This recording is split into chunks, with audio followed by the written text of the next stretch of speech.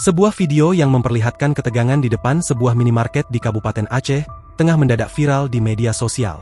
Sejumlah emak-emak yang mengaku sebagai warga terdampak bencana diduga nyaris melakukan aksi pembobolan dan penjarahan di Alfamart Pengasingan.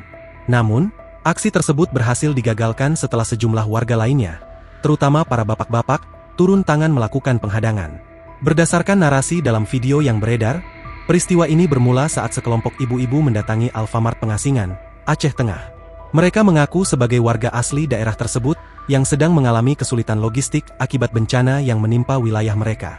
Dengan alasan perut lapar dan kebutuhan mendesak, mereka diduga hendak mengambil barang-barang di dalam minimarket tersebut tanpa membayar atau melakukan penjarahan. Beruntung, rencana aksi penjarahan tersebut tercium oleh warga sekitar. Melihat situasi yang mulai tidak kondusif, sejumlah pria atau bapak-bapak segera mengambil tindakan tegas.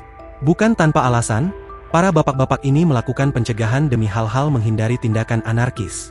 Warga tidak ingin kondisi bencana justru dimanfaatkan untuk tindakan kriminal yang merugikan pihak lain. Warga asli daerah terdampak selama ini dikenal sangat tertib dan sabar meski dalam kondisi sulit. Aksi penjarahan dikhawatirkan akan merusak citra seluruh warga di mata publik. Dengan menghentikan aksi tersebut sejak awal, warga berharap bantuan resmi bisa segera datang tanpa harus ada kericuhan. Insiden ini diketahui terjadi di Alfamart Pengasingan, Kabupaten Aceh Tengah, namun hingga kini belum diketahui kapan tepatnya peristiwa ini terjadi. Identitas para emak-emak yang mengaku warga asli itu pun juga belum diketahui. Dalam video tampak suasana sempat memanas saat terjadi adu argumen antara pihak yang ingin masuk dan pihak yang menghalangi di depan pintu minimarket.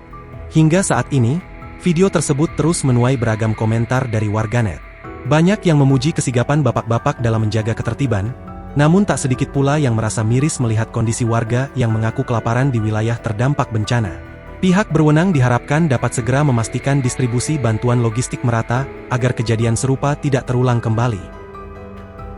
Download Tribun X sekarang, menghadirkan lokal menjadi Indonesia.